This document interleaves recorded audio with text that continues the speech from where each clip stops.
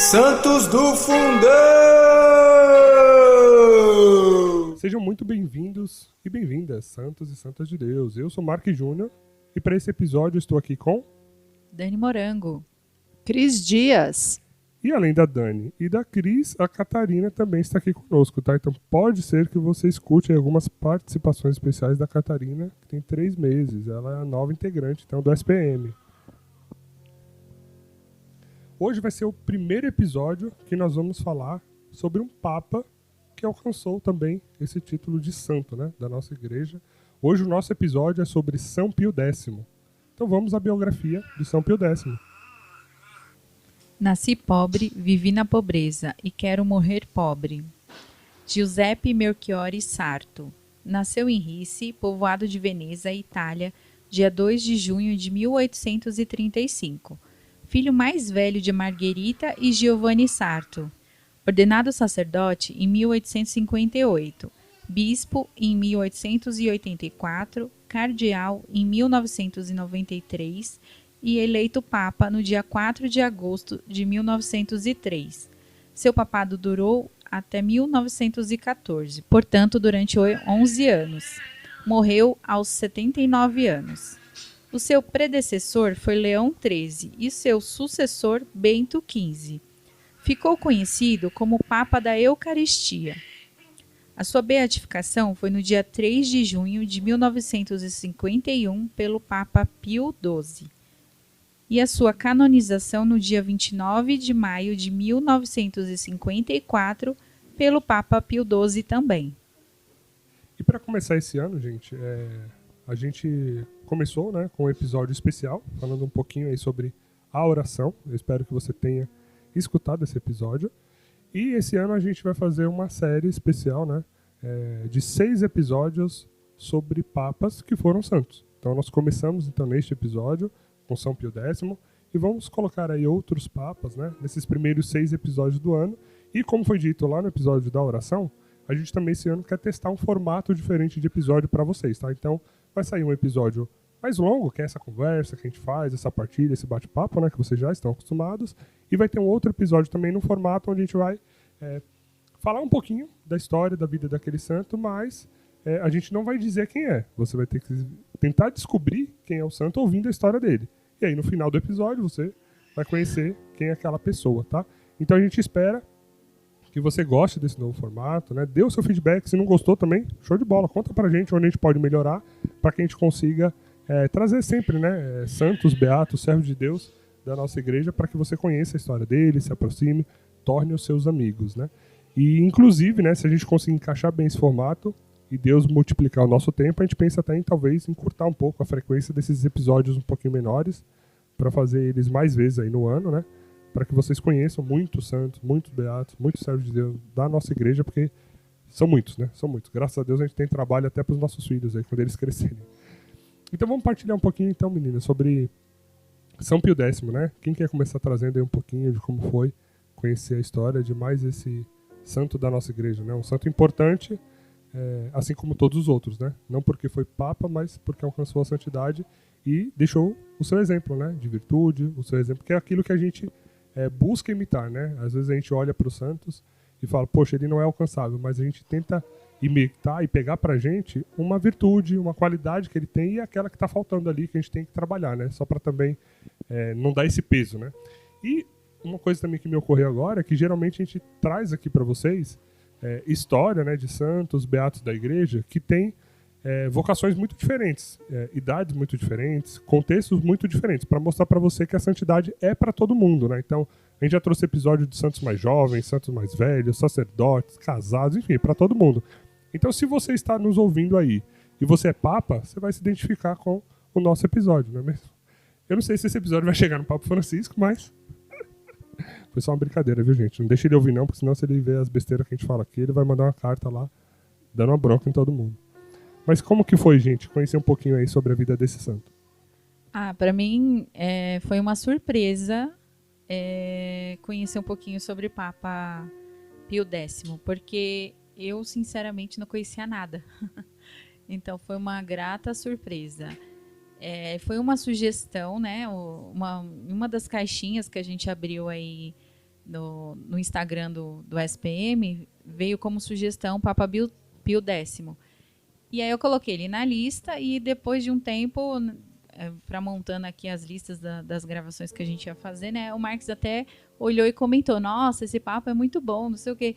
Isso me despertou assim, uma certa curiosidade, porque até então eu não conhecia absolutamente nada. Olha que leiga eu, né?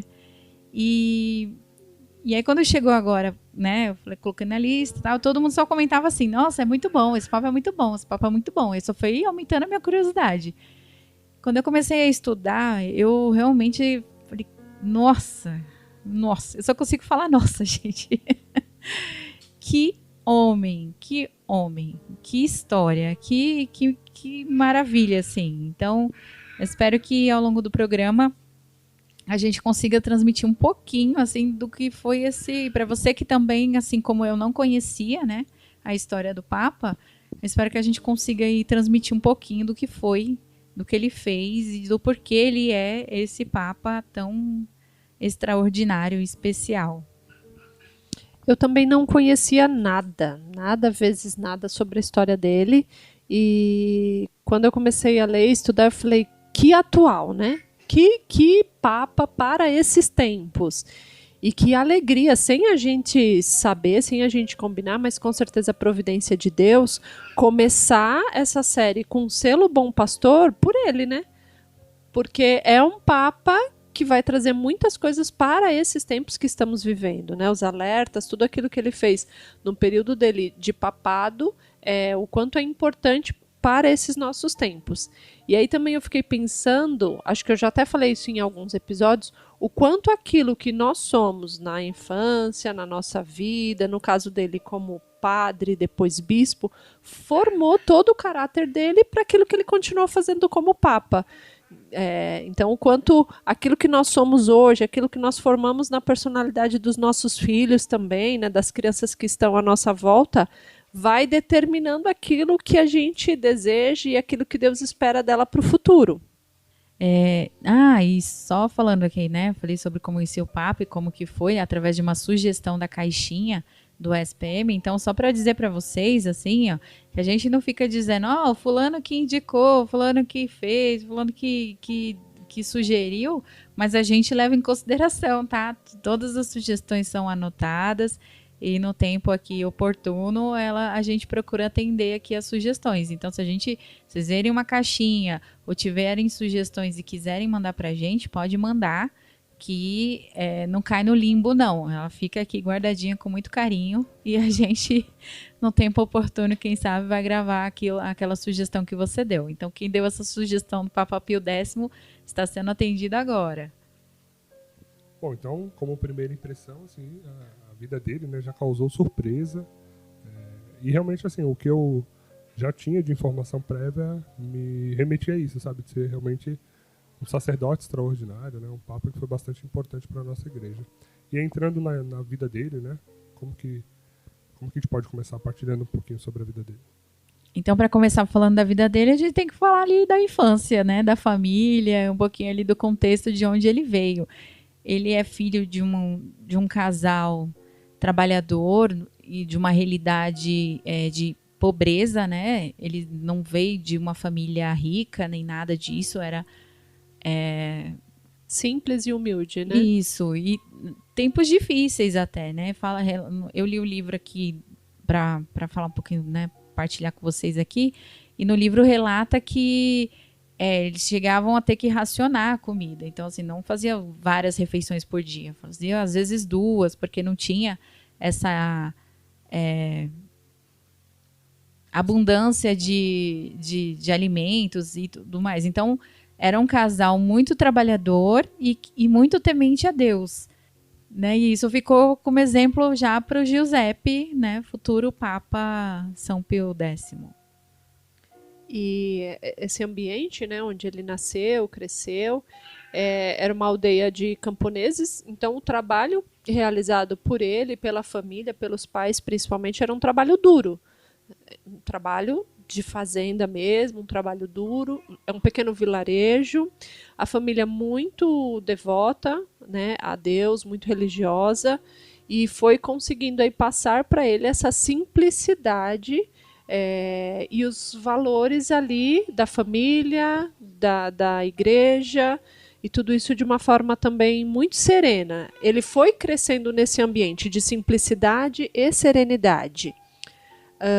E como todo vilarejo, uma igreja próxima ali, e eu fiquei pensando muito, né? Acho que também já falei isso em outros momentos, da convivência dele como criança, convivendo ali com outros sacerdotes, com outros padres.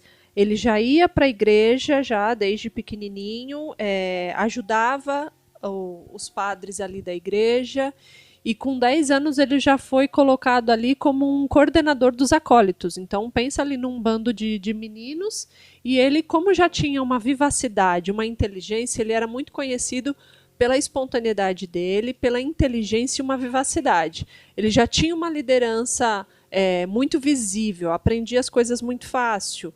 Então os padres iam colocando ali sobre ele uma confiança, ele ia coordenando esse grupo dos acólitos, com 10 anos já tinha essa coordenação do grupo, e detalhe, ele ainda não tinha feito a primeira comunhão ainda. A primeira comunhão dele, vocês vão entender um pouco mais para frente dentro da história dele que a gente vai contar aqui, mas a primeira comunhão dele foi realizada somente aos 12 anos de idade, que era um costume daquela época, mesmo ele já tendo ali um conhecimento, uma liderança dentro da igreja ali no vilarejo, ele só recebeu a primeira Eucaristia com 12 anos de idade. E ele já estava, né, aos 12 anos, ele já estava bem angustiado porque ele esperou muito por isso. Ele já tinha conhecimento daquilo que era importante para ele, mas isso acabou sendo tarde na vida dele, né? E os padres percebiam o quanto ele tinha aptidão para as coisas religiosas, para a doutrina da igreja, né, pelo latim.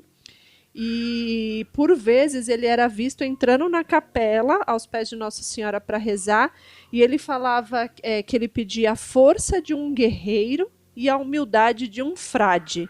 Então, eu achei isso tão bonito, né? Uma criança ali de 10 anos pede a força de um guerreiro e a humildade de um frade. Certamente, ele já tinha ali uma experiência, alguém que ele se espelhasse como frade, para enxergar essa humildade. Então, a importância dessas vocações também, né, serem apresentadas às crianças, estarem nesse convívio aí, que foi um espelho para Giuseppe. E quando eu falo aqui, né, de pegar aquilo que no santo, né, você de repente precisa aplicar na sua vida e tal, até para tirar um pouco desse peso, né, de que quando a gente traz episódios e santos aqui como exemplo, como modelo, não é que a gente tem que, sei lá, ser como São José de Copertino, que ao ouvir falar de Jesus, ele flutuava, né? Saía voando por aí, digamos assim, né? Conhecido como santo voador. Mas é como São Pio X aqui, né? Que desde criança, o que ele pedia para Nossa Senhora eram essas virtudes, né? A humildade, a fortaleza, e virtudes essas que a gente pode pedir nas nossas orações, que a gente pode buscar exercitar elas no dia a dia, né? Então acho que esse é um aprendizado que a gente tem que ir tirando dos santos, né? De cada episódio que você for ouvindo, buscando esses elementos que você vai aplicar na sua vida.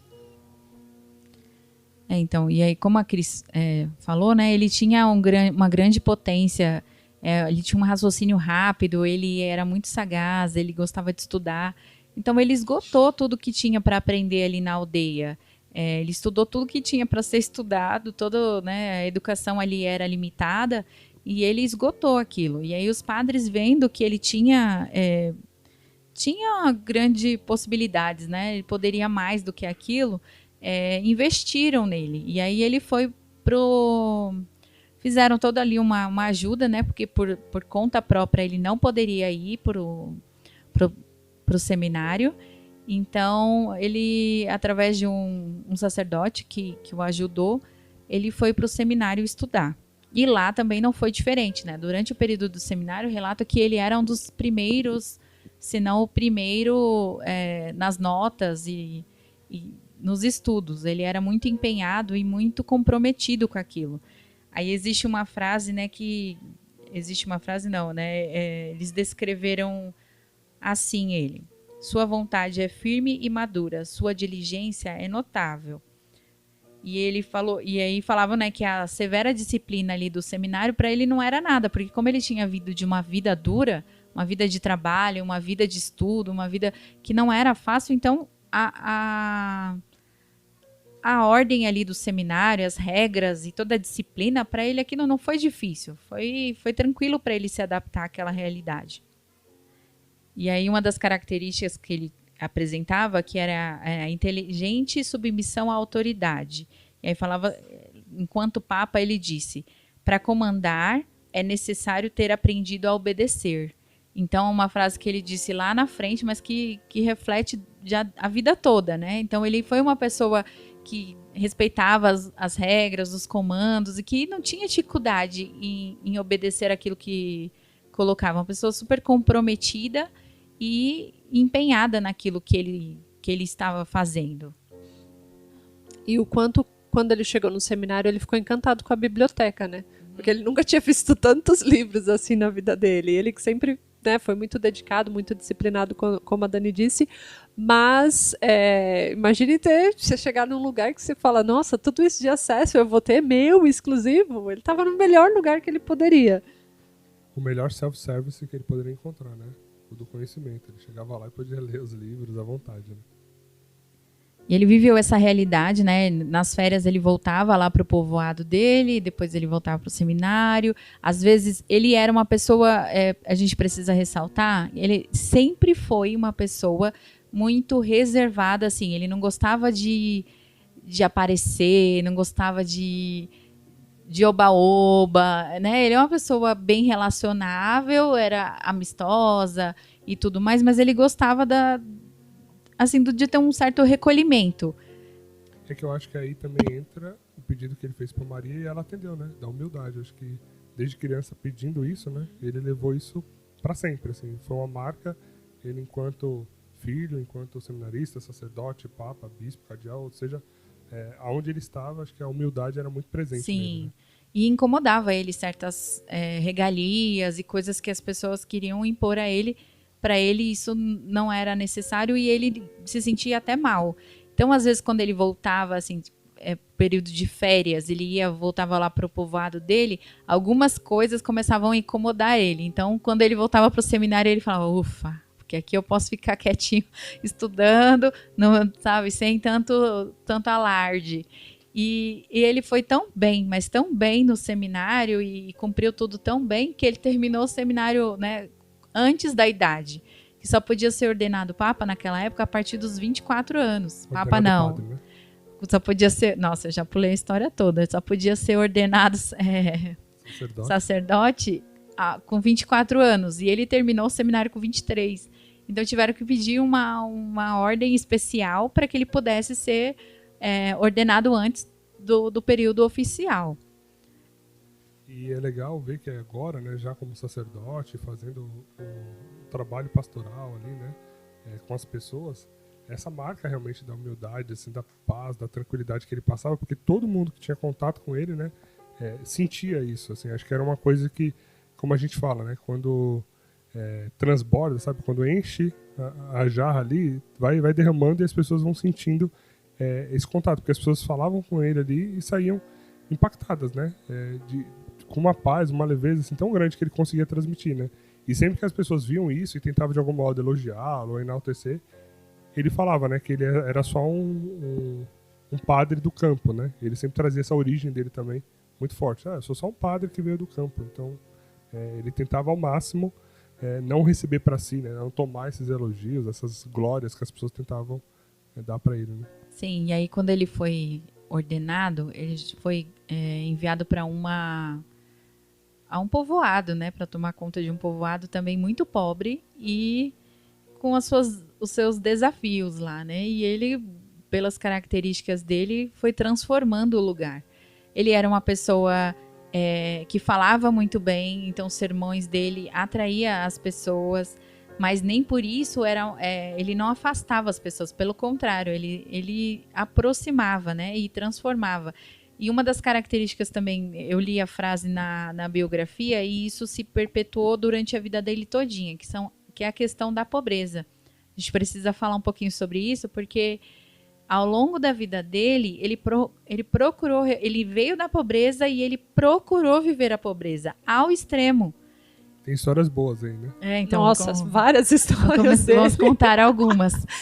Ele, por essa questão de viver a pobreza, então assim, quando você é ordenado, você tem lá um dinheiro, né, que o padre recebe para se manter.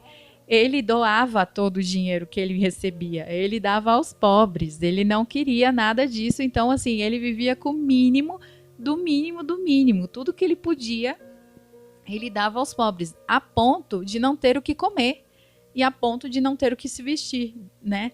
Então, nesse meio tempo aí que ele está sendo ordenado sacerdote e tudo mais, uma das irmãs dele veio trabalhar, ficar, né, cuidar dele na casa, que ele não permitia que outras pessoas, né, não queria ter empregados, ele não queria ter nada disso. O mais simples possível para ele era o melhor. Então a irmã que cuidava dele, fazia comida e tudo mais. Chegou ao ponto de uma vez ele ter apenas uma camisa para vestir. E a irmã estava super angustiada, porque falou, o padre está aqui, ele só tem uma camisa. Aí um dia um sacerdote veio visitá-lo e era um senhor já tinha mais uma posição mais elevada e era amigo dele. Aí ela se sentiu à vontade para pedir. Então, em segredo, ela foi falar com ele, falou, olha, vê se fala com meu irmão, né? Tipo assim, como ele era muito obediente, né? Pra ele pegar a posição de alguém mais velho, que tinha um status hierárquico um pouquinho mal, falou assim, faz ele te obedecer. Então, porque fala pra ele deixar eu fazer umas camisetinhas a mais aí, né, pro guarda-roupa. Na verdade, porque foi isso que ela disse, né? Se você falar com ele, ele vai falar, porque eu falando não resolve, não adianta. Ele tá sem camisa, ele precisa ter alguma camisa pra usar, pra poder, né? Exercer ali Como vai lavar uma, né? Então, vai ficar como? Aí o padre não só, né, deu um jeito aí na questão das camisas, como ele viu que o Dom Giuseppe estava passando fome e ele estava com um semblante já tão magro, de doença mesmo, que ele ordenou que ele tinha que comer.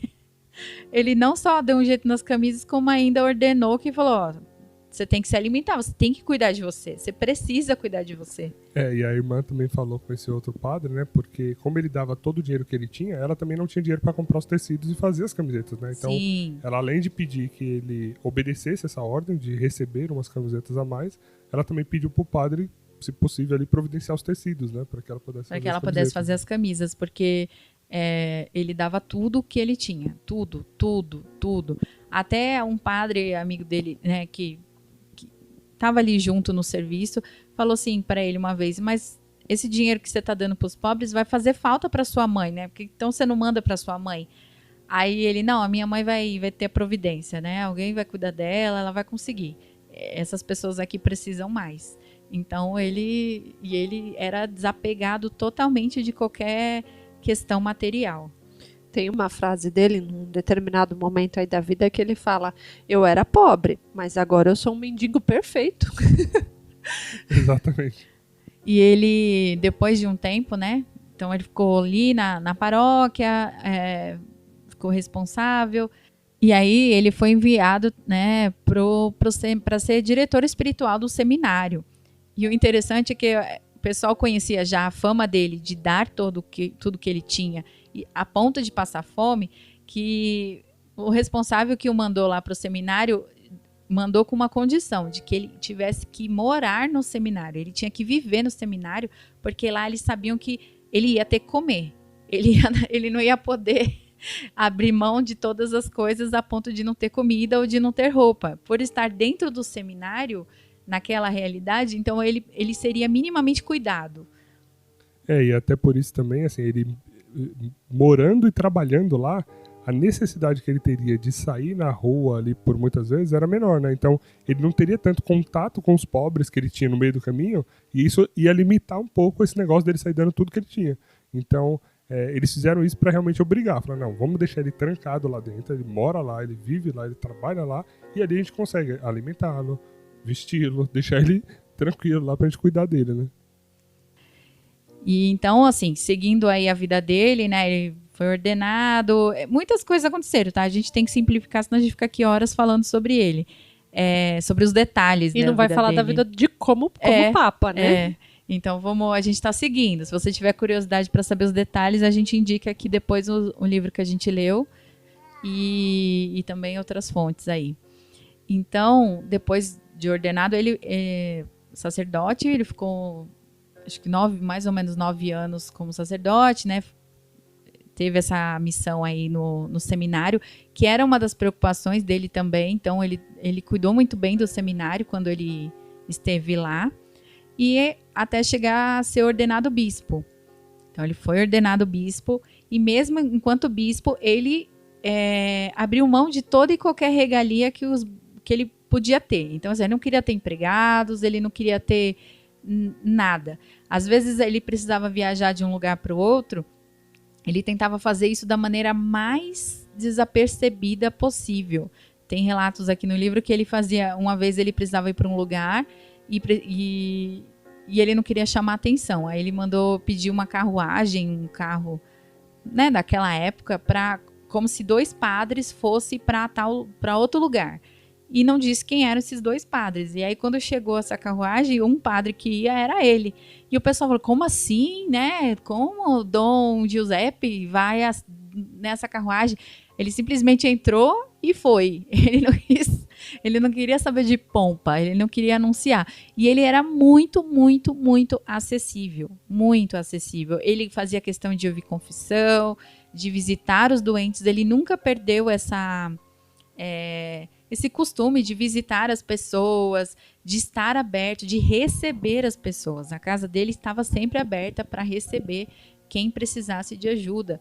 Então, ele por mais que ele foi, né, digamos, evoluindo aí na hierarquia, então, padre, bispo, cardeal, ele nunca mudou isso, nunca. E aí tem mais para frente, né, acho que depois de cardeal já, ele recebeu um amigo padre na casa dele, e aí os padres precisam celebrar a missa e tudo mais, e esse padre precisava viajar e pediu que a missa fosse celebrada antes do horário que seria, né? Então, um pouco mais cedo.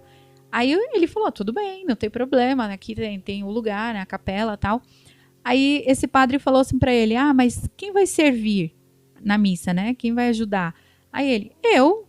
Aí, nossa, não, mas como assim, né? O padre ficou todo sem jeito. Aí ele, o senhor tá achando que um cardeal não sabe servir uma missa? Né? Então é como se ele coordenei os acólitos, eu tenho essa experiência. Então, e porque as pessoas ficam, né, às vezes as pessoas, né, mas dependendo do padre ou do sacerdote, vai deixando de executar certas funções porque tá crescendo na hierarquia e fazendo outras coisas, né, e de repente aquela função é vista como um inferior, não sei. E ele não, para ele era tudo um trabalho. Porque eu acho que... E a gente começa, né, essa série especial com ele. Não que os demais não sejam, tá, gente? Entendam o que eu vou dizer. Mas, assim, é uma série que a gente tá colocando esse selo, né? Que a gente chamou de Bom Pastor, né? Porque acho que para ele se enquadra muito esse título, essa passagem, né, de Bom Pastor, porque ele em nenhum momento deixou de lado as suas ovelhas, né? Ele estava sempre cuidando das pessoas. A prioridade dele era essa. Porque, de fato, um sacerdote, um bispo, um cardeal, um papa... Qual a função dele se não levar as almas para o céu, né? A salvação do povo. Então, todo o clero está ali para cuidar e resguardar, né, o tesouro da fé, aí, tudo que Jesus nos deixou através dos seus apóstolos e os sucessores deles, que são os bispos, né, da nossa igreja. E ele era esse que estava o tempo todo olhando para as pessoas, cuidando das pessoas e fazendo com que elas se santificassem, né, chegassem ao céu. Tanto é que aqui tá falando, no livro fala assim, que seja pregando, ensinando, brincando com as crianças, visitando doentes, ajudando os moribundos, escutando confissões, catequizando os jovens, estudando teologia, tudo era a mesma coisa para ele, trabalhar para o mestre e por isso nobre e honrável. E como foi falado anteriormente, ele fazia tudo com diligência, né? Sim. Que é a virtude, eu sempre digo isso, é a virtude que combate a preguiça. Então, para ele não tinha esse vício da preguiça, né? Ele conseguia ali combater. E eu fiquei pensando aí, conforme vocês iam partilhando, o quanto eu vejo na vida dele aquilo de ser fiel no pouco e vai sendo confiado mais. Então e o pouco para ele começou ali na família, depois a paróquia, os acólitos, o seminário, a paróquia, a diocese e O Papa. E o legal A é que igreja toda, do mundo inteiro. é legal que ele nunca almejou nada disso, né? Você não vê Nossa, ele nós vamos chegar almejando. nessa parte. Essa Nossa, parte é então, top. assim, você não vê ele almejando nada disso, mas também ele não se eximindo da responsabilidade que Deus estava Sim, confiando a ele, é. né? Já que chegou a mim, Já que então chegou, vamos fazer. É esse o meu chamado, senhora? É isso que você quer? Então, vou fazer direito. Eu queria só voltar um pouco antes, quando a Dani fala dessa disponibilidade dele, o quanto ele saía, né, estava nas ruas à disposição, e ele não tinha dinheiro, então muitas vezes ele pedia o dinheiro emprestado para se deslocar de um lugar para outro, e uma vez ele estava descendo uma rua e aí ele ouviu um barulho de uma criança chorando, apanhando. Aí ele vai até a casa da pessoa, bate lá, toca a campainha de uma forma muito brava, e aí a mãe abre a janela assim, né, e aí ele fala lá de baixo, ó, vamos parar de bater nessa criança agora. E aí a mãe, imagina o susto, né? Uma pessoa lá toda vestida religiosamente, batendo na porta da sua casa, falando, ó, vamos parar de bater nessa criança agora. Aí fala-se que por um tempo não se ouviu mais, né, o choro daquela criança. E é isso, alguém comprometido com a vida, com as almas, independente de que alma é essa. E eu acho que essa também, Cris, era outra marca dele, assim, né? Porque ele era muito dócil, muito gentil, muito disponível, muito humilde, mas naquilo que era certo, na verdade, era muito firme. Era muito firme. Ele não deixava passar. Tipo assim, se ele sabia que ele estava certo, ele, claro, como um bom pastor, né, do jeito adequado ali também, né? Ele corrigia, ele falava. Eu vou adiantar um pouquinho aqui, mas depois a gente encaixa aí para vocês entenderem, né? Ele, quanto Papa, já uma vez umas pessoas assim foram trazer uma proposta para ele, queriam conversar com ele recebeu, eram tipo uns duques, né? E ele recebeu com toda a disponibilidade e doçura que ele sempre teve, né? E aí os caras começaram a fazer umas propostas descabidas, não tinha nada a ver com o que a igreja pregava e ensinava, né? E aí na hora, assim, ele foi meio que se enfurecendo, assim, né, com as coisas, porque ele falou, tipo, sabe, passando aquela indignação, como que eles estão me propondo isso, sabe, assim? E aí o relato que eu li é de que ele, na hora, assim, ficou tão indignado que ele deu, tipo, um soco na mesa que quebrou a películazinha do anel papal que ele usava, né? Que, tipo, ele falou, se vocês estão querendo me propor isso, vocês não entenderam nada, né? Então, passar bem, muito obrigado.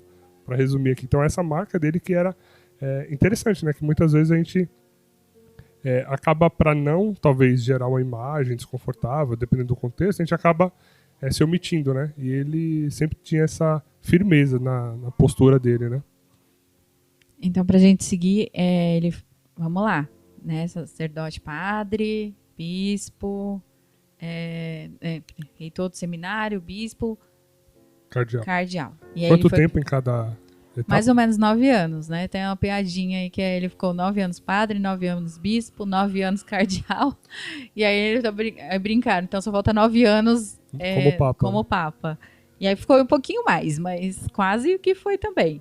E aí, como cardeal, ele era cardeal de Veneza. E ele amava muito o povo de Veneza, né? Todos os povoados, ele era muito querido. Então, toda vez que ele tinha que sair de um lugar para ir para outro, né? Quando ele era designado para outra função, as pessoas ficavam muito tristes, porque o padre estava indo e ele era muito querido naqueles lugares. E ele amava muito o pessoal de Veneza. Então, E era muito conhecido, né? Imagina, para um povo todo amá-lo, é porque era alguém que estava presente ali o tempo todo com eles. E como a gente falou aqui, ele não ficou inacessível conforme foi, né, evoluindo aí na hierarquia. Pelo contrário, ele continuava muito acessível e muito presente na vida da população. E sobre esse período, né, que ele ficou aí à frente, né, de Veneza, né, como patriarca de Veneza, marcou ele tanto que depois, lá na frente, que a gente vai entrar agora, né, no conclave, a eleição dele como papa, mas esse período que ele ficou em Veneza marcou ele tanto que ele depois, quando virou papa, colocou no seu brasão um símbolo que remete aos patriarcas de Veneza, né, porque o brasão, cada elemento de um brasão, de um papa, gente, ele tem um significado, né, cada coisinha que está ali tem um significado. Tanto é que cada papa tem um brasão, né? Cada papa tem um brasão, exatamente. E não só papas, né? Até na hierarquia, outras pessoas podem ter brasões, né? Mas cada papa tem o seu brasão. Eu vou até deixar na descrição do episódio um vídeo que detalha os elementos do brasão de São Pio X e explica cada um deles, né? Por exemplo, vocês vão ver lá o quanto Maria era importante para ele e algumas coisas, né? E o que me chama a atenção é que no brasão dele tem um leão que os papas só podem usar esse leão se eles chegaram a ter essa marca, né, de serviço ali em Veneza, como patriarca de Veneza. Então, como ele passou por lá, ele quis colocar um leão, que está lá no brasão dele, que é conhecido como Armas Patriarcais de São Marcos de Veneza. Então é uma coisa meio chique aí que ele tem no brasão dele, né? Ele e outros papas que foram patriarcas de Veneza também, né? E assim o quiseram colocar. Né, e aí, prosseguindo na história, né, ele é cardeal de Veneza, e eis que, né, o Papa, então, vigente, Leão XIII, faleceu. Quando ele faleceu, o que acontece? Acontece o conclave, né? Então, todos os cardeais são convocados para que uma nova eleição para um novo Papa ocorra. Então, todo mundo já, assim, que conhecia o cardeal Sarto, ficou já meio na expectativa e meio apreensivo, né? E o pessoal ali da família dele, de Veneza, ficou meio triste já, porque sabia que ele não ia voltar.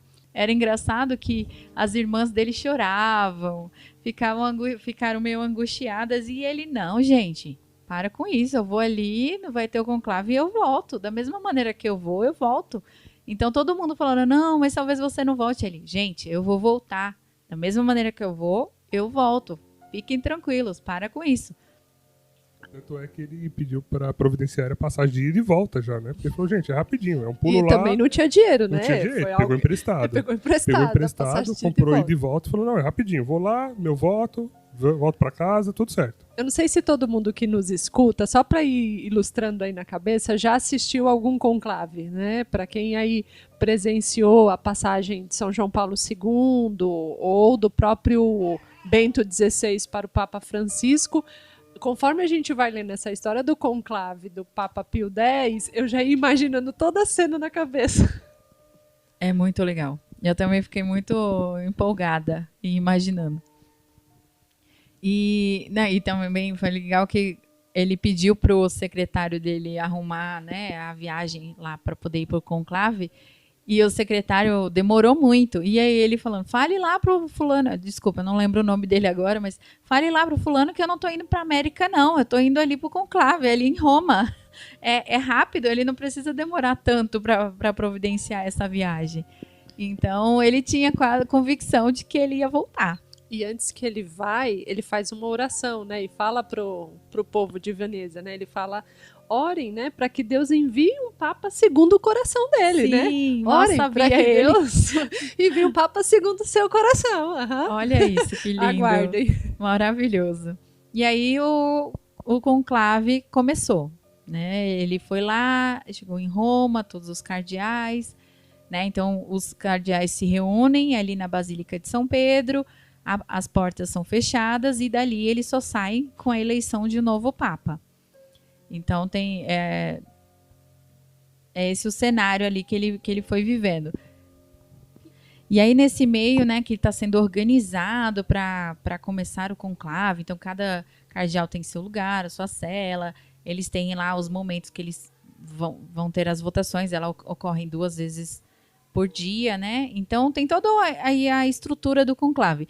E nesse meio tempo aí teve um episódio que ele encontrou um cardeal da França e esse cardeal começou a falar francês com ele. Aliás, assim, deixa eu fazer um parênteses só para explicar. Existe, assim, pouca probabilidade humana de que o Papa Sarto seria eleito. Por quê? Porque ele é um Papa que veio ali dos arredores de Roma. Então, naquela época, os papas que eram eleitos eram os que estavam ali mais nos serviços eclesiais, estavam mais próximos dos outros papas, eram mais conhecidos. Os cardeais que estavam mais nos serviços ali pelos arredores, que não eram tão conhecidos, não tinha tanta probabilidade de ser eleito, porque eles não eram conhecidos. Então, já começa por aí, né? E aí ele encontra esse cardeal francês, que fala em francês com ele, aí o Papa responde em latim, dizendo que não sabia falar francês. E aí o cardeal francês fala para ele, um Papa não pode ser eleito se não sabe falar francês. Aí ele, então tá bom, eu não sei falar francês, então eu não posso ser eleito Papa. Tranquilo, eu vou voltar. Fechou, já tô aqui, ó, eu só vou fazer os votos ali e volto para casa, tá tudo certo. E esses dias de votação, eu fui lendo e ficando assim nessa euforia, nessa angústia, imaginando a mistura da euforia com a angústia, imaginando como foi, né, esse processo. Porque ele chegou lá, pouco conhecido, tal, pouco conhecido ali no meio dos cardeais, né, mas ele já tinha toda essa história local que a gente contou. E aí o primeiro dia de votação, acho que ele teve uma quantidade pouca, 5 votos, tranquilo, o cenário está favorável, tô de boa. Aí no segundo dia de votação aumentou um pouco mais, um número significativo, porque aí a votação, primeiro dia é cancelado, né, por algum motivo aí que eu não sei detalhar direito. Aí segundo dia de votação já aumentou um pouco mais, ele já começa a ficar desesperado assim. Aí no terceiro dia de votação, ele já estava com uma visibilidade maior, assim, ele já tinha muitos votos. Aí ele começou, assim, desesperadamente falar para os demais cardeais: eu sou indigno, eu não sou qualificado, eu imploro, né, por favor, não votem em mim. E mal sabia ele que foi essa postura dele de não votem em mim, eu sou indigno, né? Essa humildade dele que chamou a atenção dos cardeais. Aí aí piorou todos de os vez. cardeais começaram a votar nele mesmo. Falou, olha, esse cara aí, ele realmente... Então ele passou a ser conhecido ali pelos demais cardeais que não conheciam ele, pela humildade, né? E pela sinceridade. Ele já estava com a voz trêmula, em lágrimas, pelo amor de Deus, não votem em mim. E só para contextualizar, né, por que foram vários dias de votação, né? Porque para ser eleito Papa você precisa ter um determinado número de votos, né? Então quando alguém não alcança esse número numa votação ali num dia, então, né, é descartado todos os votos, aquela famosa fumacinha que sai ali da Basílica de São Pedro, né? Então, se não chegaram a um número de votos, sai uma fumacinha preta, né? E aí depois, no dia seguinte, eles fazem uma nova eleição. E aí, como as meninas explicaram aqui, né, o desespero dele só aumentava, né? Cada dia Cada ele ficava... dia, até que chegou o quarto dia. Aí no quarto dia pela manhã, na votação, houveram 50 dos 62 que estavam presentes. Então, 50 votos foram a favor dele dos 62 que estavam presentes. Aí ele já estava em prantos, aí ele já estava chorando, já estava lá desesperado. E aí se achegaram nele, né, e perguntaram se ele aceitaria. Mas ele já havia aceitado no coração. Então, depois de uma dolorosa luta interior, ele respondeu: eu aceito. E ele disse isso com lágrimas. Aí perguntaram: que nome você vai escolher? Ele disse: serei chamado Pio, respondeu ele. Pálido, trêmulo, foi vestir a batina branca e foi se apresentar. Fumacinha branca, habemos Papa. E o engraçado, né, que nesse processo aí das votações, que ele falava, não, eu não quero, não, por favor, eu sou indigno, não sei o quê. Aí os cardinais começaram a ir falar com ele, né, para ir começar amolecendo o coração dele, para ele começar a pensar na possibilidade. Imagina a luta interior. Né, então... Toda hora batia alguém lá na cela. Então, se você for eleito, né, pensa com carinho, aceita. Porque eles foram vendo que realmente era a pessoa que Deus queria que fosse, né? O detalhe, eles ficavam em celas, né, individuais. Isso. Então ele foi vivendo aquele processo de luta interior. Eu vou imaginando da solidão ali de dizer, mas eu tenho passagem comprada para voltar para Veneza, né? Ele pensando, eu não posso desperdiçar o dinheiro, né? Já comprei a passagem, gente, não dá para cancelar. E é legal ver que, assim, eu fico pensando, né, o quão santo você... que é difícil, né, em vida a gente reconhecer o santo, assim, digamos assim. Algumas pessoas, claro, são notáveis, mas imagina o decano, que é o cardeal mais velho que preside o conclave, né, chegando nele depois da votação para falar: você aceita essa missão, né, que Deus lhe confiou? E ver um homem como ele chorando e ele não fugindo da responsabilidade que Deus deu para ele, né? Mais uma vez, naquilo que eu falei, a cada cargo, a cada, enfim, serviço, a cada responsabilidade que ele ganhava, né, na igreja, e ele foi crescendo hierarquicamente, ele nunca quis isso. E essas lágrimas demonstravam isso. Mas em nenhum momento também ele recusou, né? Então ele teve talvez acho que vários dias de votação, acho que Deus preparando o coração dele, né? Porque como a gente sabe, né, nossa igreja ela é regida pelo Espírito Santo. Então, acho que ela foi preparando ele para aquele quarto dia que foi quando ele foi eleito Papa. E esse, para mim, é um exemplo claro, mais uma vez, do que é estar em conformidade com a vontade de Deus. É isso, né? Acho que esse é o exemplo claro do que é adaptar a nossa vontade à vontade de Deus. Porque muitas vezes a gente fala assim, nossa, eu queria muito, muito, muito, muito passar naquele emprego, naquela prova, naquele vestibular. A gente não passa, porque não está em conformidade com a vontade de Deus. Ele não saiu de Veneza falando, nossa, eu queria muito ser papa, porque como eu já fiz muito por todo esse povo, eu acho que eu posso fazer muito como papa, né? Em nenhum momento ele falou isso, pelo contrário, ele não queria, em hipótese nenhuma, e não era uma falsa humildade, né? Ele não queria. E aí a vontade de Deus imperou sobre a dele. Exato, e aí você lembra da frase, né? Rezem por um Papa Santo. Pois é, segundo um Papa que seja, né? Segundo a vontade de Deus, pronto. E era vale, ele. acho que reforçar, como talvez aí entre bem esse ponto, né? Que exerceu talvez ali a vontade de Deus, de ter que ser ele, porque um outro cardeal francês, ele chegou nas primeiras votações ali, principalmente acho que na primeira, a ter uma votação um pouco mais expressiva, né? E até este conclave, inclusive este foi o último, que existia antigamente algo chamado o veto do imperador, que era os imperadores da época poderiam dizer, olha, eu não quero que tal cardeal seja eleito, por isso e isso. Então esse cardeal francês, que havia num primeiro momento se destacado, ele foi vetado, porque o imperador da Áustria falou para ele, mandou a carta para a igreja e falou, não, esse aqui não pode ser imperador, esse cardeal francês não pode ser o papa, perdão. Por causa disso. Então, o decano teve que ler. Imagina como é esse momento, né? O decano com vergonha ali, meio tímido, do tipo, eu preciso ler que você não pode ser papa por conta desta regra que existe aqui, que é um imperador vetar a tua nomeação, né? Como sumo pontífice, né? E tanto foi que depois que o Papa foi eleito, a primeira coisa que ele fez como Papa foi acabar com isso. Exatamente. Ele vetou, ele proibiu que o poder civil interferisse no conclave. E isso é uma marca já no papado dele, né?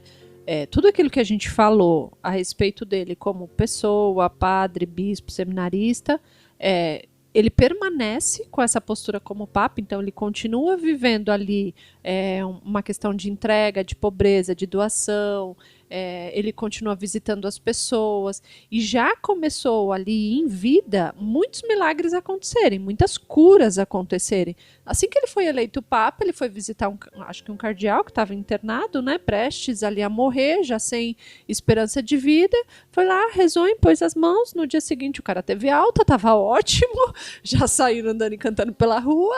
Então ali já começaram os primeiros sinais de um homem santo.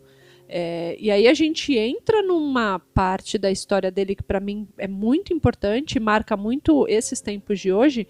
Então, três palavras que ficaram marcadas para mim nesse papado dele, naquilo que ele foi como papa, sobre a Eucaristia, nós vamos falar sobre isso, a influência dele sobre a música na igreja e o combate à heresia do modernismo. Então, para mim, assim, o papado dele ficou muito forte nesses 3 pontos. E como ele fazia, Cris, eu vou usar as palavras dele aqui com você, tá? Para exemplificar o que ele fazia e dizia, né? Porque você falou assim, ele foi um homem santo. E quando as pessoas falavam isso para ele falava, não, homem santo não. Você trocou a consoante. Eu sou um homem sarto. Eu sou sarto, não santo. Porque sarto era o sobrenome dele, né? Então ele não queria esse título de santo de forma alguma, né? Ele falava, não, santo não, sarto. E aí a Cris falou sobre essa cura. Isso é um exemplo de vários, assim, vários. Eu poderia ficar aqui 2 horas citando quantas pessoas foram curadas, tanto presencialmente quanto à distância. Correspondência.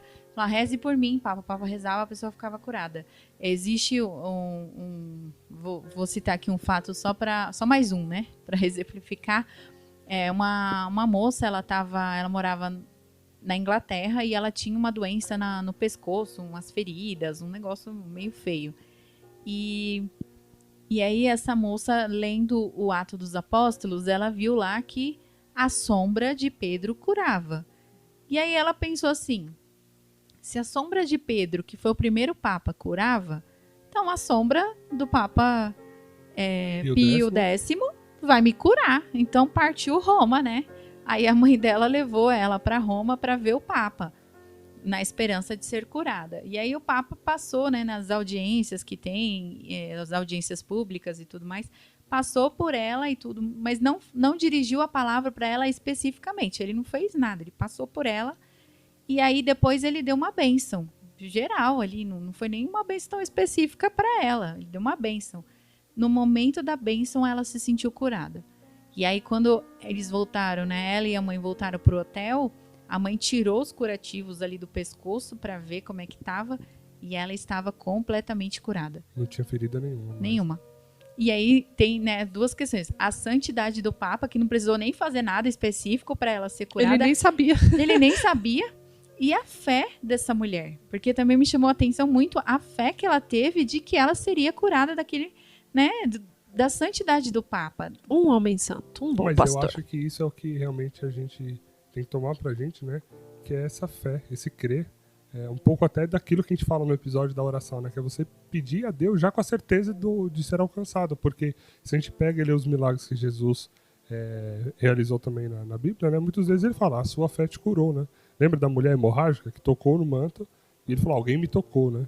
E Pedro até fala, mas Senhor, tem tanta gente aqui, né? Como que eu vou saber que a gente tocou? Aí depois conversando com ele, ele fala, a sua fé te curou, né? Então a fé dela a curou. E eu imagino, sei lá, sabe, até eu fico pensando nesses momentos, assim, tipo, ele passando por ela e a sombra dele passando, assim, por ela, né? E ela lendo a passagem com ela na cabeça, assim, gravada. A sombra dele passou por mim, então Por isso vai que é me curar. importante também o conhecimento, né? Porque se ela não tivesse conhecimento dessa palavra, ela não teria fé. Exato. Então nós devemos amar e conhecer a nossa igreja. É isso aí. Bom, Linda igreja, linda. E ele continuou como papa muito acessível. Então ele recebia também muitas cartas, porque a fama que ele já tinha em Veneza, em outros lugares que ele já passou, as pessoas às vezes não podiam se deslocar até ele, mas pensava, pô, então vou escrever uma carta para ele pedindo a cura assim, assim, assado. E ele dedicava um tempo para responder as cartas. Era ele que respondia ali, ó, à mão as cartas. E as curas chegavam por meio de correspondências e tudo mais. Então as pessoas se comunicavam muito com ele. E o legal era que às vezes ele pedia, né, para as pessoas não contarem. Né? Não tinha como, tinha algumas Ó, curas que eram visíveis. Ele não fazia nada alarde, tá, gente? Né? Um momento mágico, meu Deus, desceu o Espírito, sabe? A luz iluminou. Mas nada disso. Às vezes ele colocava a mão, às vezes ele rezava, às vezes tal. Era algo super... Uma oração só, né? E às vezes super discretíssimo, que você nunca ia dizer que estava acontecendo alguma coisa ali naquele momento. E ele pedia, dependendo de como era, né? Um momento mais particular com alguém, e aí a pessoa ficava curada, ele falava, não fala nada pra ninguém, né? Ficar tranquilo Na miúda aí, ó. ficar aí na miúda. E aí, não. As pessoas, obviamente... Aí eu lembro também de Jesus, né? A história do taxista, vocês viram? Não. Essa eu não vi. Essa A acho que eu história não do vi. taxista, chegou lá Eu vi das freiras. Nossa, eu dei chegaram muita risada. duas freiras assim, gente, quase mortas, assim, com muita muito debilitadas, se arrastando. Imagina, o táxi para lá na porta, desce as duas freiras se arrastando, quase morrendo, vai, tem audiência com o Papa, recebe a bênção, é curado e volta normal pro táxi. O taxista falou, eu não vou levar vocês, não. Onde depositaram os defuntos que saíram daqui? Elas, não, é a gente mesmo. Ele não acreditava, ele não queria levar elas de volta de jeito nenhum. Falou, não, eu trouxe duas mortas aqui. Largaram o corpo aí, quem são vocês que estão voltando aqui? Então, né, continuando aqui pra gente não revelar todos os milagres aqui, depois você busca a história dele também para conhecer mais alguns outros, né? Entre outras coisas que ele realizou, uma marca que hoje a gente pode agradecer bastante, e foi devido a ele também, é que na época não se tinha o costume dos fiéis comungarem com muita frequência, né? E ele, por sua vez, hoje conhecido inclusive como Papa da Eucaristia, foi quem incentivou a comunhão diária. Então ele falava que o povo sim tinha que receber a Eucaristia, porque era o alimento, a força que ia manter eles, né, na graça de Deus para seguir aí lutando no dia a dia, né? Então ele incentivava e colocou à disposição a Eucaristia diária e também reduziu a idade para a primeira comunhão, né, de 12, que na época dele era essa idade, para 7 anos, né? Então ele falou, se na idade da razão a criança já conseguir distinguir o que é o corpo de Cristo, ele já deveria receber a comunhão. E ele usou, né, assim, um dos argumentos era ver era a percepção de quanto que as pessoas mudavam quando elas recebiam a comunhão. O quanto que as vidas, até as confissões mudavam, né? Existe, uma das coisas que eu li é que quando a pessoa não recebia a comunhão com frequência, as confissões poderiam durar até 2 dias, de tanto pecado que a pessoa tinha. mas quando ela passava a receber ali, né, comungar com mais frequência, aí as confissões, o tempo de confissão ia diminuindo, porque ela estava ali mais em contato com o alimento, né, que a gente sabe que nos sustenta, que nos dá a força aí para lutar contra as nossas más inclinações. Então ele reconhecia quão importante era para todo mundo receber a comunhão com mais frequência, e foi por isso que é uma das coisas, né? E eu lendo, eu fiquei imaginando que lindo que era, né? E quanto que as pessoas tinham, e talvez isso foi se perdendo ao longo do tempo, dessa importância realmente de buscar a comunhão diária, né? Fala que às vezes as igrejas estavam lotadas de trabalhadores fardados. Antes de... Eu até me arrepio aqui e me emociono.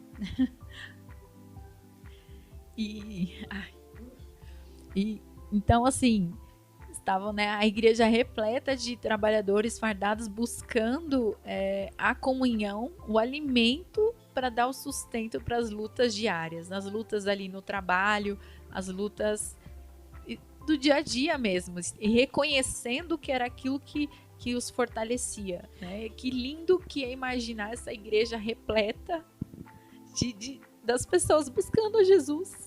E é muito lindo, né, esse trecho no livro, porque imagine a cena, assim, a fila da procissão, a procissão para a Sagrada Eucaristia, diferentes trabalhadores ali, e quando ele faz esse documento falando a respeito da Sagrada Eucaristia diariamente, ele fala que exatamente não é para os perfeitos, porque às vezes a gente pensa que quem recebe a Sagrada Eucaristia todo dia é o perfeito, não, exatamente a força necessária diária, né? Então a gente está indo buscar esse alimento diário.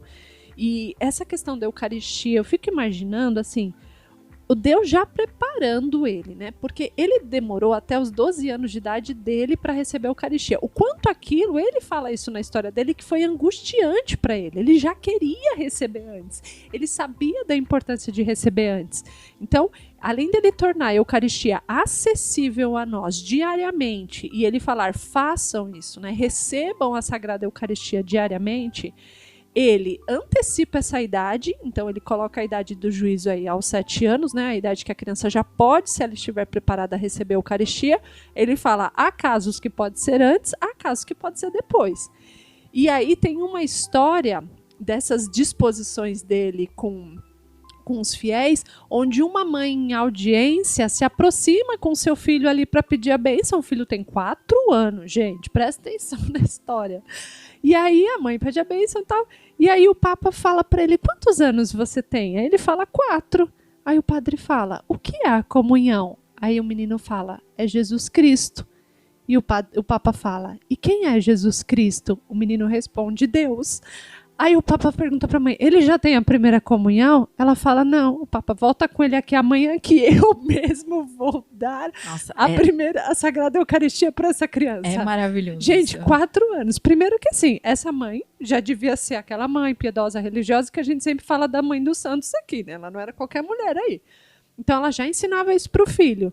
E essa criança com 4 anos, ela já tinha ali o conhecimento, ela já sabia o que era. E isso é o suficiente. E isso me lembrou uma história dele enquanto criança, né? Agora me veio muito na mente que assim, certa vez ele estava, né, na escola, nessa aldeia que ele foi crescendo e foi aprendendo. Ele estava na sala de aula, normal, tendo uma aula como qualquer outra. E aí o professor dele perguntou, né? Não sei se vocês viram isso, que o professor perguntou. Eu vou dar uma maçã para quem me disser onde Deus está. Fez essa pergunta para a sala e todo mundo ficou em silêncio, né? Aquele silêncio pairava na sala. Aí ele foi e levantou a mão e falou assim pro professor: professor, eu dou 2 maçãs para quem me disser onde Deus não está. Nossa. Então assim, pronto, fechou. Era esse menino, né? E aí, assim, descobrindo essa parte do São Pio em relação à Eucaristia, eu emendei com outro pedaço de uma história que eu estava ouvindo esses dias no aplicativo lá do Peregrino, que tem os livros, os áudios, né, dos livros. E é o livro das aparições de Nossa Senhora de Fátima. E aí, quando eu conheci agora a história do São Pio, a história casou.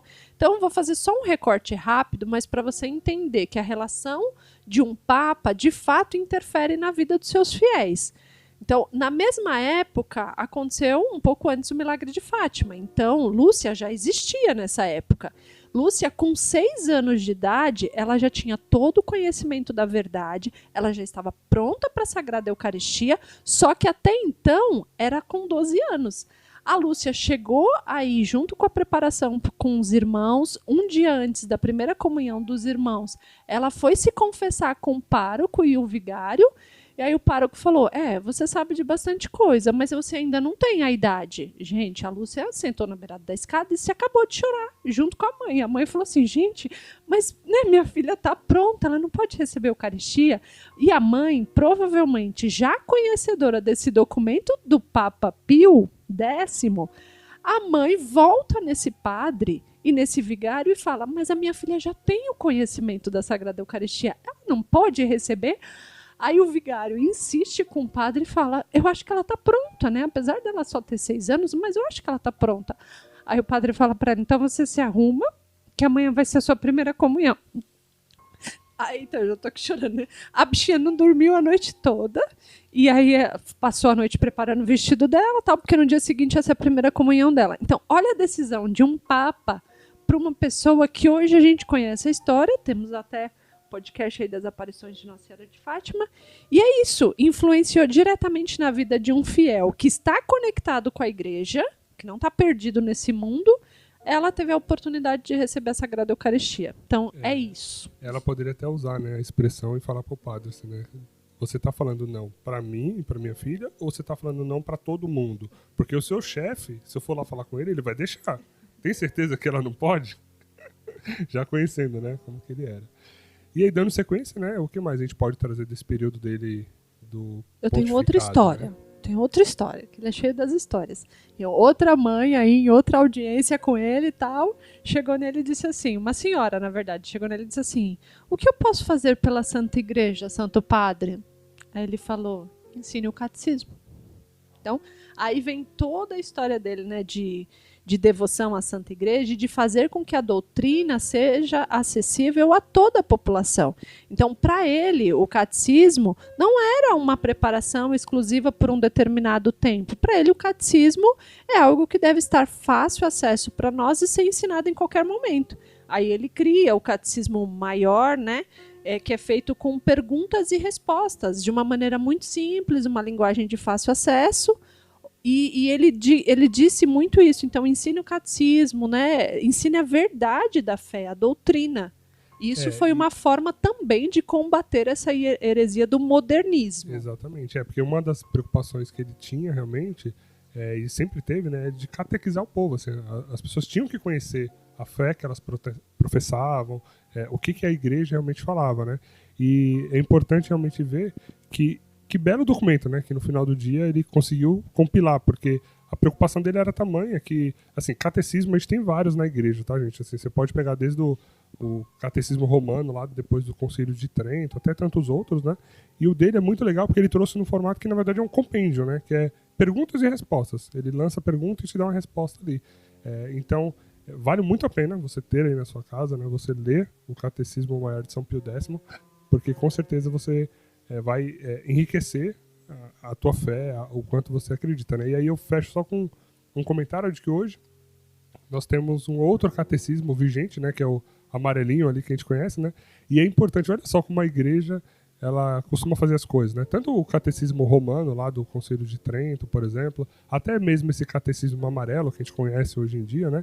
Que é o catecismo atual, eles foram feitos para o clero, eles foram feitos para que o clero soubesse, né, ali compilado, né, qual era a verdade que eles tinham que transmitir. Então, os bispos poderiam usar esse catecismo nas suas dioceses para poder ensinar o povo e tal. E também quando alguém do clero fosse dar uma entrevista, fosse publicar algum artigo, algum livro, alguma coisa, aquilo era a referência. Eles não poderiam falar nada diferente daquilo. Tipo assim, inventei uma história diferente do que está ali no catecismo. Você está errado, amigão. A verdade é essa. Por quê? Porque esse catecismo é promulgado pelo magistério da igreja, que é infalível. Então, tem isso. Então, hoje em dia, o que a gente recomenda, né, é você ter o catecismo de São Pio X, que ele fez para os leigos, né? Essa também acho que é a diferença, porque ele colocou uma tradução para os leigos.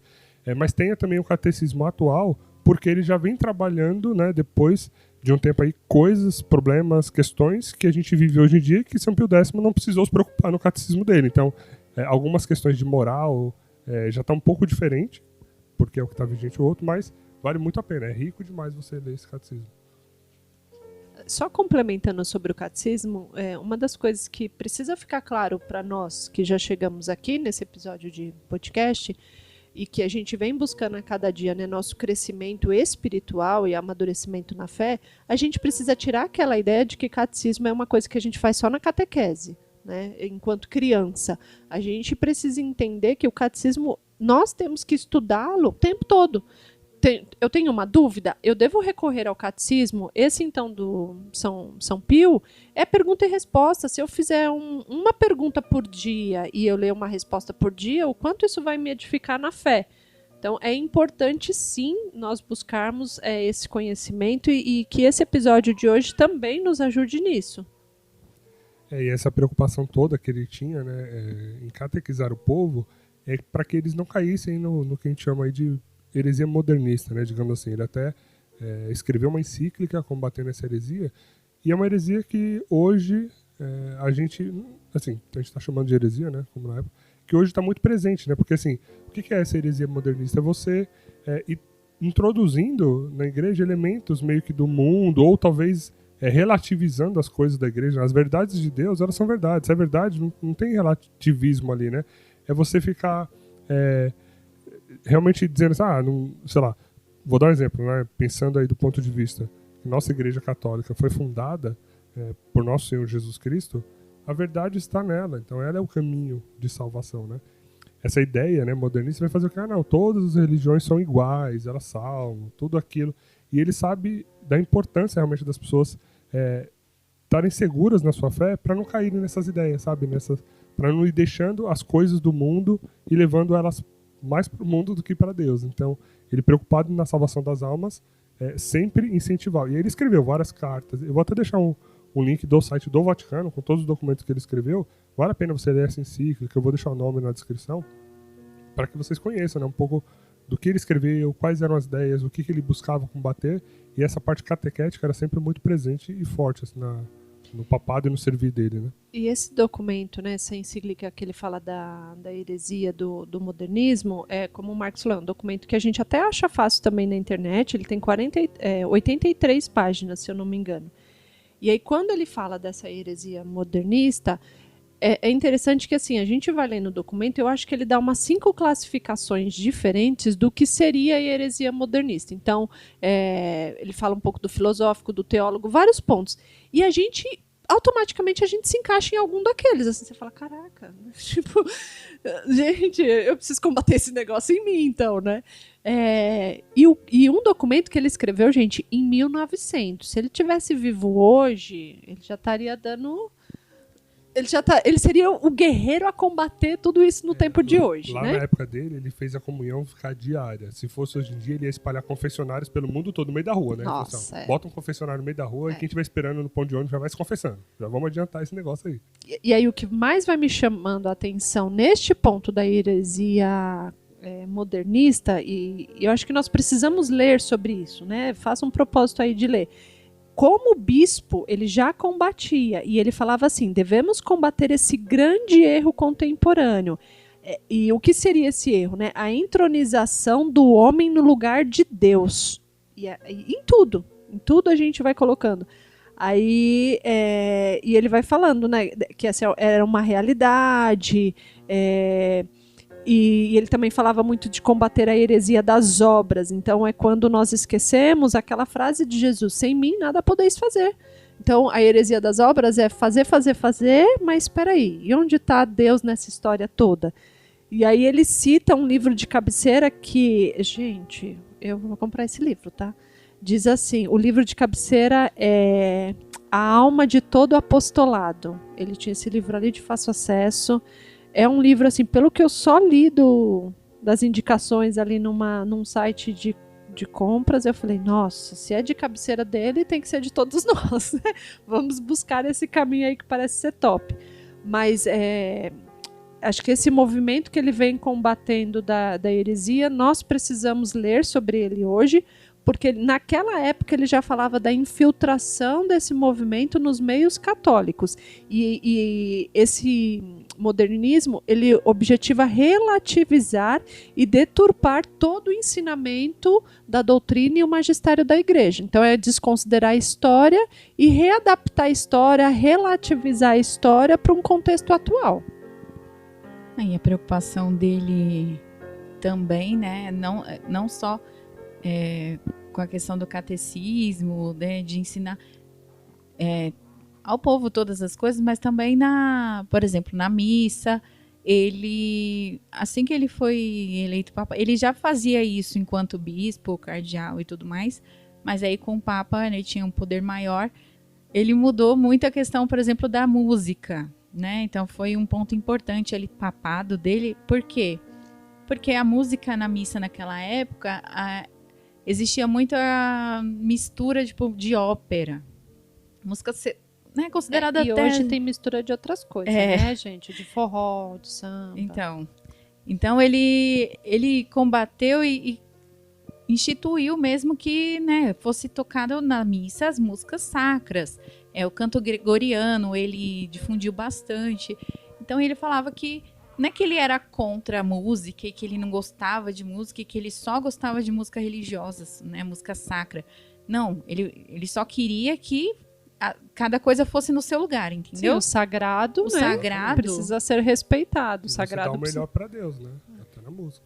Então, e aí ele falava da questão, né, era algo que ele considerava importante. Então foi uma coisa que ele difundiu, ele instituiu aí, mesmo nas aldeias, nas pequenas comunidades, para que as pessoas pudessem aprender esse tipo de canto e pudesse realizar isso na missa, né, por uma forma de glorificar a Deus através aí da música sacra religiosa. Só uma curiosidade, essa questão da música sacra, é um moto próprio, né? E ele instituiu na festa de Santa Cecília, no dia 22 de novembro. Então, Santa Cecília, para quem não sabe, padroeira dos músicos. E eu penso também que você que nos ouve, que é ministro de música, seria bem importante você ler esse documento. E se você que está nos acompanhando nunca participou de uma missa com canto gregoriano, fica a dica, porque eu acho que é uma beleza. E assim, peça a intercessão de São Pio também, São Pio, para que você possa contemplar a riqueza de uma celebração litúrgica com este cântico. E só um outro comentário também, fazendo um gancho com essa parte do catecismo, né? Porque a preocupação dele também não era só com a formação dos leigos, mas também com o clero todo, né? Porque a igreja tem as suas leis, as suas regras que regem tanto nós leigos quanto o clero, e ele foi um dos que também buscou unificar essas regras todas, né? Pio IX já tinha tentado, acho que Leão XIII já estava ali nesse processo também, ele veio e reuniu no Código de Direito Canônico, né? Então ele buscou também, não sei se ele foi o primeiro a fazer isso, né? Como eu falei, outros já tinham tentado e estavam buscando essa unificação, mas ele também buscou unificar as regras da igreja num documento para que tivesse acessível a todo mundo, né? Para que todo mundo soubesse que ali estava todo o depósito, né? da igreja enquanto regras para o clero também. A gente pode ficar aqui falando sobre... Vocês estão percebendo, né? Que a gente, coisa para falar dele não falta. Então, o que a gente não falar aqui, vá atrás de conhecer. Se você não conhecia, vá buscar conhecer esse Papa, né? Uma das outras coisas também que eu fiquei assim pensando muito e me chamou muita atenção sobre a vida dele do quanto ele se compadecia do sofrimento humano, né? Assim como a Cris citou aquele exemplo lá no início que ele foi defender a criança que estava apanhando da mãe, ele se preocupava com o povo de forma geral e não somente ali na Itália, né? Ali nos arredores, mas no mundo. Enquanto Papa, ele chegou a escrever para outros países para falar com os bispos para que pudesse intervir em algumas situações, né, que cabia que cabia haver alguma intervenção da igreja a respeito do sofrimento do povo. E aí essa questão assim, angustiava tanto o coração dele, né, que pouco antes dele morrer, estourou a Primeira Guerra Mundial e isso, nossa, foi um baque para ele.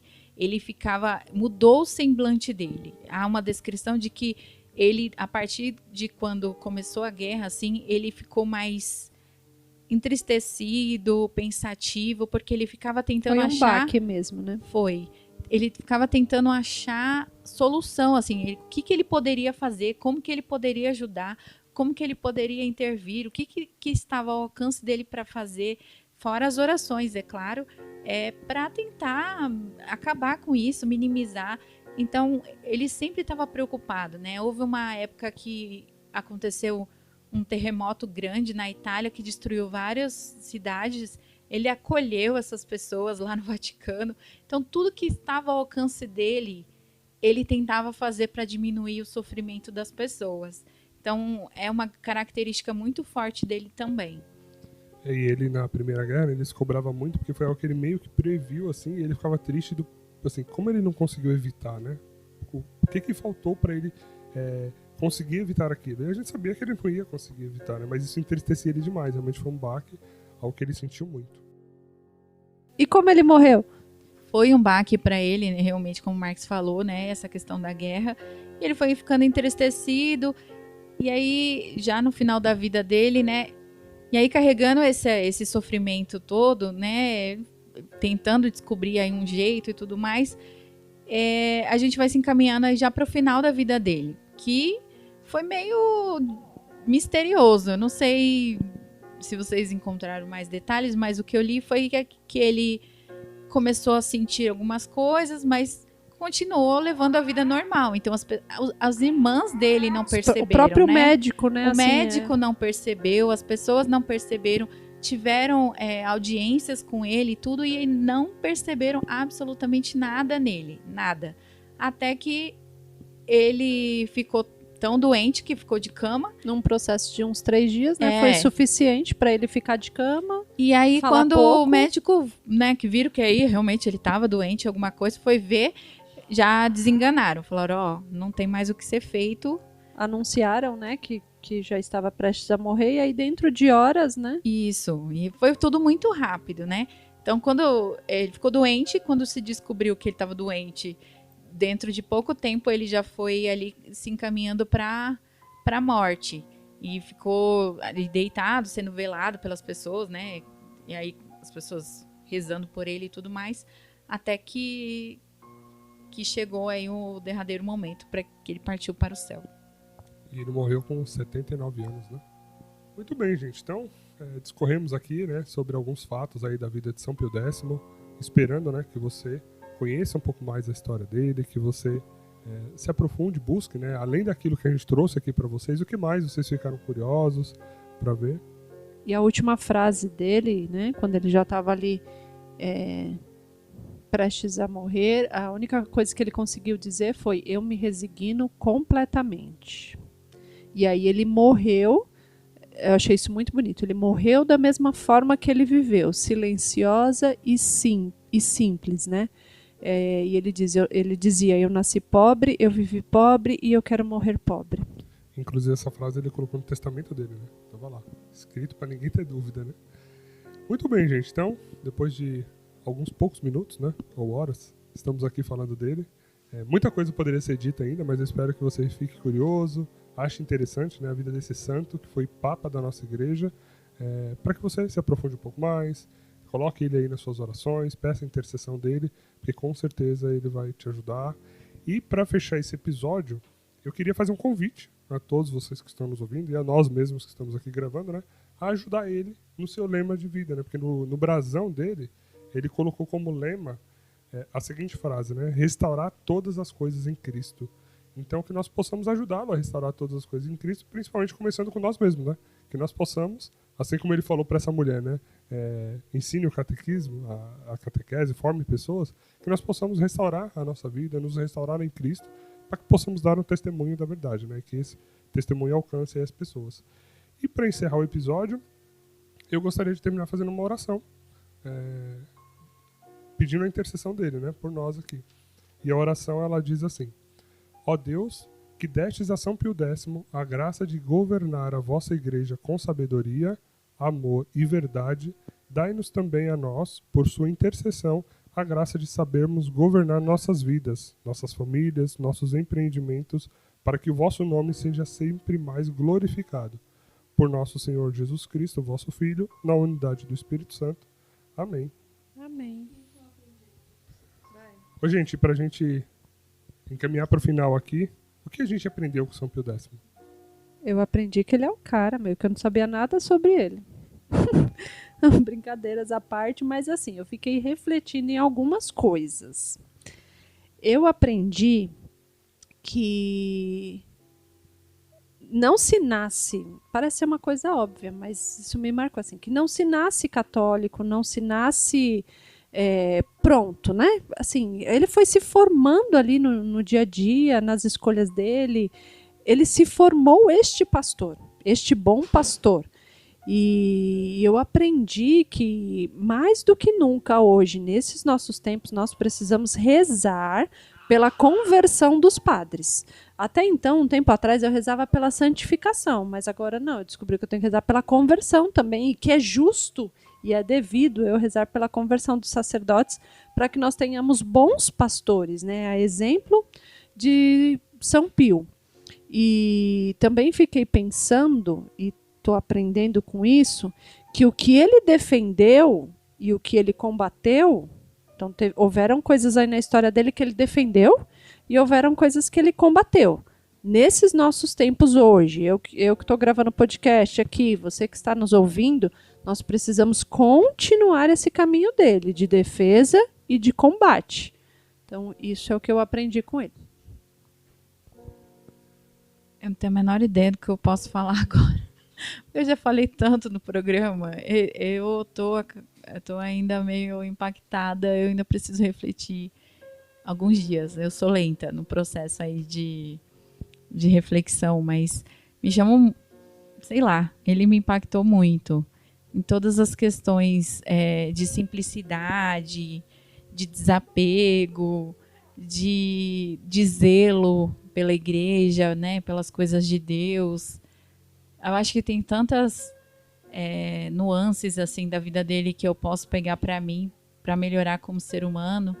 Também, como a Cris já colocou aí na parte dela, rezar pelos sacerdotes. Não que eu não rezasse, mas rezar agora de uma forma um pouco mais intensa e diferente até. Porque, meu Deus, né? Que homem, que papa. Eu só consigo dizer isso. Eu ainda estou impactada. Eu não consigo organizar os pensamentos aí de uma forma melhor para encerrar. Mas é isso, gente. E da minha parte, acho que eu pego o sim dele em cada servir que chegava até ele, a diligência, aquela questão de não se acomodar, né? Que a gente consiga usar bem a nossa vida aqui, né? Em tudo que a gente faz, cuidando da nossa família, no nosso trabalho, fazer as coisas com diligência mesmo, né? Então é uma virtude que eu busco para atingir aí melhorias, né? Digamos assim. Não vou dizer que vou chegar no nível dele, mas pelo menos é algo que eu pego para trabalhar em mim, né? E para a gente encerrar, a vida de santidade é só pela misericórdia.